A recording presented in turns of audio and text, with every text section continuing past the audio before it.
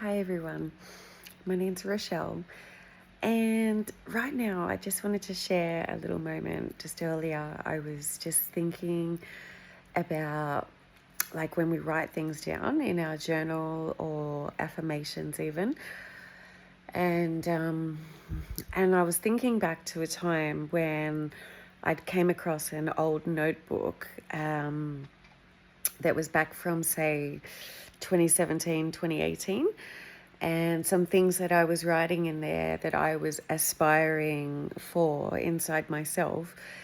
I didn't feel I'd yet achieved that feeling or that non-feeling. And it was probably, like about 3 or 4 years later that I was sort of looking at it, looking over it and reading, and I was thinking, and I remember feeling a little bit disappointed. So right now I just wanted to share, this is like sort of 6 years or so later, that, it does feel different. And look, guys, I will say it doesn't feel different all the time. Like sometimes, like a big one there was basically wanting to feel enough, which is everybody's, core desire, I guess. It hits on a lot of stuff. And then, just reducing anxiety and things like that. Look, I would say, I've definitely done that.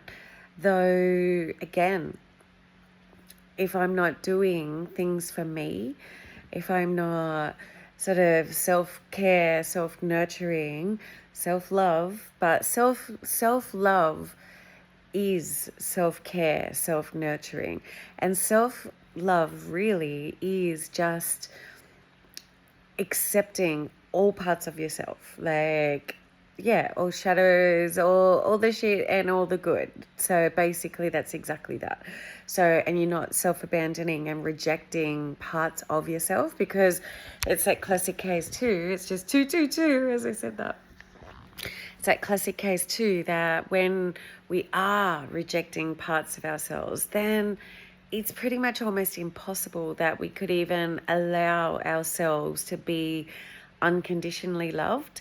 If we are judging our own selves and judging ourselves conditionally, it's a big request for somebody to hold that space, and for us to not even reject that love, because that can happen too. So anyways, guys, I just wanted to share on the note of the healing journey and striving for better and things like that, to say it really is gradual and it really is a journey. And it doesn't go in that linear fashion. And you're still going to have times that you're going to fluctuate, and days where you just fucking get taken out and you sort of feel like you're back to square one, even though now it's not that you don't hit that, it's just 333. It's not that you don't hit those markers sometimes inside and escalate to those moments, but it's actually more so how quickly you can recognize it, how quickly you can capture yourself even in a moment and spiraling, and either reel yourself back, or just lean on some new tools that maybe like of just breathing. Like even today we were running late to somewhere. We'd missed it was a miscommunication of time and for my dad's birthday. And so anyway, so by the time I'd raced and grabbed the cake and got there, and I flicked the seatbelt off, and I went to just get out of the car, and I just went, whoa. And I just went, stop. And then I just put my hand on my heart, and I just went, and then just breathed again, and just done another slow breath, into my belly, into my diaphragm, and just relaxed and took some oxygen to my brain, rather than just adrenaline, cortisol, and then just flicking and then just going in the place like that, like a whirlwind, not grounded. And I mean, it was family, so it doesn't really matter, but just to be grounded in yourself as you're entering a room, helps because then you're not taking on everybody else's energy. So that's why it matters. Like, you're not, if somebody's cranky or if somebody is, whatever, yeah, you don't personalize it, or sad or something like that. Or you don't take on somebody else's energy because you're in your own energy. So that's why these little tools matter, and just collecting ourselves in a moment helps and matters. So so I just wanted to really just share that, one, even when you do get yourself to a better baseline and state of pretty much more constant clarity, or clarity is a strong one, especially when you got ADHD. It's like, clarity is a strong request sometimes, but just to be comfier in your skin and in your nervous system more than anything. And and just, a little bit more collected, we'll say. So I knew there was a C there that I wanted. Clarity, I'm like, but clarity does come with movement and things like that too. So, so I know that to be true as well. Times where, and even the last couple of days, I haven't really exercised, though I've stretched, I've massaged my body and things like that. So I still do those things for me now, even if I don't leave the house, even if I don't put on a yoga video or go for a walk around the block, or I give myself, I'll just sort of massage my arms, my shoulders, my neck, and like my forehead, and it feels so beautiful. Like, honestly, like, to just, people say that you can't massage your own head, it's like, you so can. And yes, I'm a hairdresser, but gosh, everybody's hands can do this. And just when you do it with love and intention, even just the intention to have no intention, and just feel it, just relax into it, it's like, it's so nice. It feels so good. And just to do that, like even right now, like that sway vagus nerve and things like that. And honestly, guys, even if I'm having a down day and a heavy day, and sometimes obviously for us gals, those days come about, and then as well, ADHD, sometimes you get really zapped if you've ran around or done things that were either a change, or learning something, or just running around the day before or days before, or late nights and things like that. Sometimes you really just can't. And you really just, it's so hard to get up sometimes when you feel like that. And so what I want to say is, don't just yet. Even if you gotta, don't just yet. And just even sometimes, like, I'll warm my hands, like vigorously warm my hands together, and then maybe one hand on my heart, one hand on my forehead, or one hand across your eyes, like when you rub your hands together, and just sort of obviously get that heat up in your hands. And then just to put your hands over your eyes, or cup them both ways, like obviously both hands up, and just cup them. And then even then, just like open your eyes, like inside the darkness of the stillness of your hands and the warmth and that little bit of filtered light and things like that. They're just really nice ways to be gentle with yourself in just a little moment. You don't have to get up to get anything. You don't have to leave your space. You don't have to leave your bed. And even just the same thing, just hand on heart, maybe hand on a forehead or whatever, or hand on your belly, and just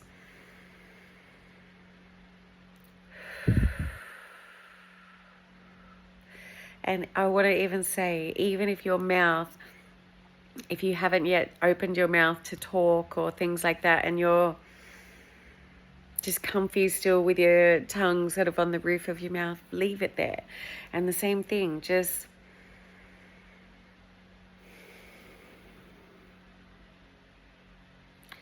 the same thing, just if you want to just do that on your forehead, and just whatever, just like let your hands just sort of trail around. And and even like you got like lots of little erogenous zones, but you got like lots of little nerve endings and things like that in your ears. So your ears are really sensitive. So to even just roll around on the skin of your ears, and same thing, just like down behind your ears and the bottom of your nape, and just sort of by doing that, even if you've got a crazy day ahead of you, even if you've got kids that are going to want a piece of you when you open that door, or you've got a boss or a bitch of a whatever at work, or things like that you've got to go and deal with, whatever, just doing these things first. Just dragging my fringe across my face, but just doing these little things first before you start your day can really just set the bar. And not only is it like about setting an intention to to do that, it's more just that you calm your nervous system, and you are basically affirming to yourself, to your inner child, to your big person self, that you have your back, and that no matter what gets thrown your way today, you've got you. And you can even do the same. It's just double one, double one. You can even do the same even if you go to the ladies' toilets throughout the day. I so used to do that when I used to work in shopping centres with fluorescent lights, and it was kind of the case of thank God you're here. Like in the day, it was a lucky dip. You didn't know what you were going to get.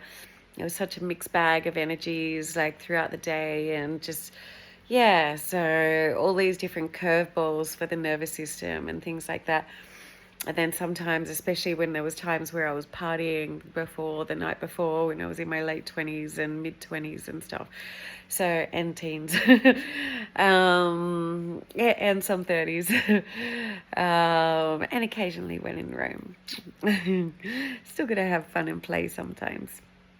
But now I choose not that often, because it's just not worth it now. But even still, it doesn't matter what the circumstance is, what I'm saying. When you just do those little things, and like I'm saying, so even the same, like if you're got to put a load of washing on, or just peeing, just do it for a little moment. And especially if you're in a work toilet, just like putting your hands over your eyes for a little moment and just being with yourself.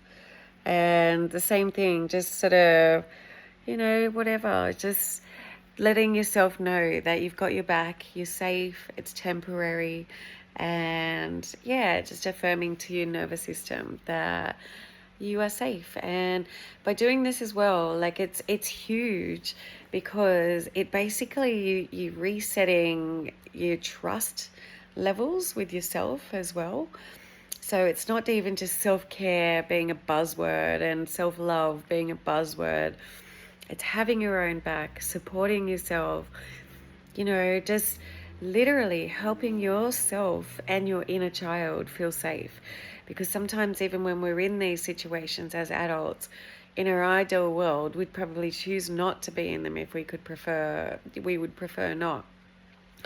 Though sometimes we are always forced into these situations that aren't our ideal circumstances. So, we have to deal with things sometimes, and sometimes our little inner child can be freaking the fuck out. And it can be really sort of triggering something that from years ago, like that lays dormant sometimes. And so, like just doing these little things for ourselves. And even right now, even just putting your hand on your heart and just rubbing your hands, the same thing, or vigorously rubbing your hands. And there's a thing called a butterfly hug, where you, sort of thread your two thumbs together and sort of pat on your chest. Or EFT tapping, like that sort of. Sometimes I'll just do that even before I meditate.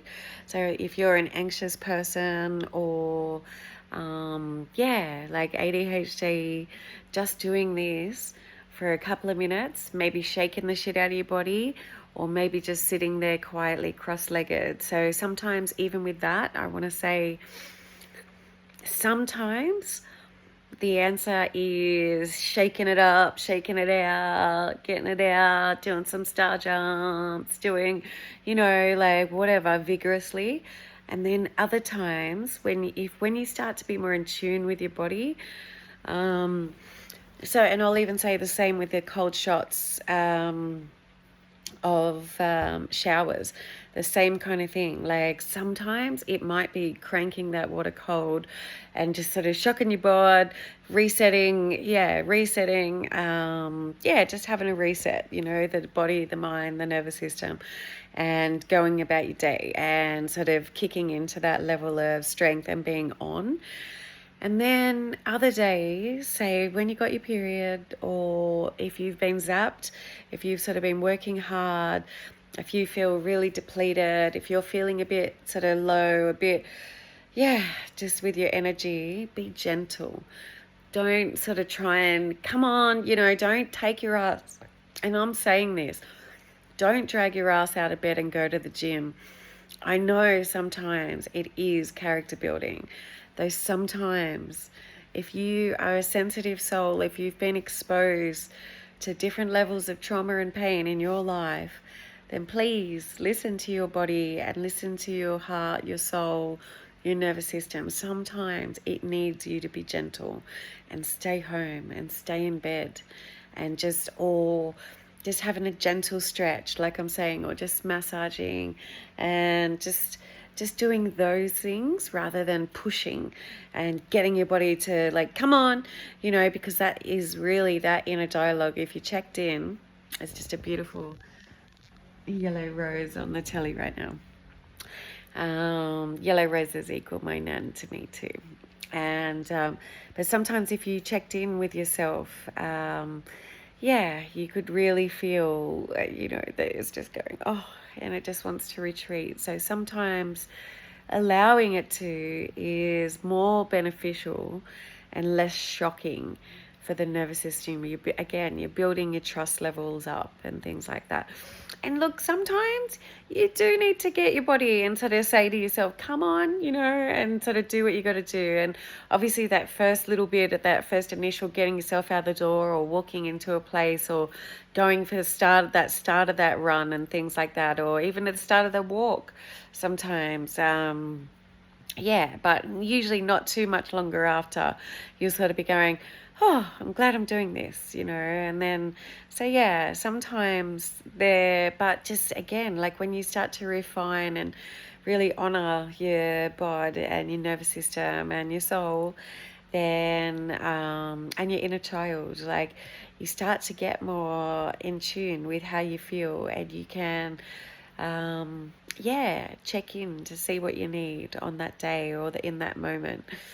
And because they all help, but it's just seeing what tool to draw on. And look, so anyways, just to round it off, like that's what I was saying as well. It's only been now that I just sat here now and I just checked into that memory of feeling disappointed about 4 years later, thinking, I still feel this, like I still don't quite feel this sort of thing. And then I sort of thought to myself, now I can say majority of the time I do, though I had to love myself first. And again, loving yourself wholeheartedly, even when you fuck up, even when you forget things, even when you forget your words, even when you lose things, even when you, sometimes, still maybe let yourself down, still maybe let another down in a moment sort of thing. But we're still working on our stuff. That's kind of continual, I feel.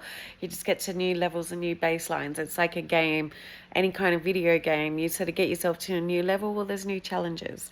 So it's that sort of kind of thing. Like you never really get to a stage, but even in saying that, I would say honor yourself at every level. Like don't just sort of go, what's the next thing, and that looking ahead because then that's sort of missing the point too. It's sort of, that's still in the ego, like your ego striving sort of thing, where your soul is what, wants to sit in that bliss and marinate in those juices and of just thyself, of going, yes, I did it, in the yes juices. Like, I don't know, for some reason that doesn't sound quite right. But anyways, um, yeah, just marinating in the moment. And yeah, so, and then going on to look at that next thing and stuff like that. You sort of get yourself to a new level of a comfort zone, a new normal, and then go, all right, now what's my next thing? Though celebrate thyself first. And yeah, so, and the little wins along the way, because they all stack up. And again, those little self-care things, as well as the little wins, they are helping you build your trust back up. They're helping you build your self-worth and your confidence. And yeah, when you know that you have your own back, regardless, even if you fuck up, then you are affirming to yourself that you are lovable as you are, mistakes and all, and perfectly imperfect, because we all are, and we all are perfectly imperfect. Doesn't matter how polished a person looks on the surface. Everybody has their personal challenges that we go through, and our soul stretchings, shall we say, that we need to stretch beyond our comfortability sometimes, and then you sort of get to new levels. So anyways, just sharing the moment and sharing some words of wisdom in between. And happy healing, and more to be shared.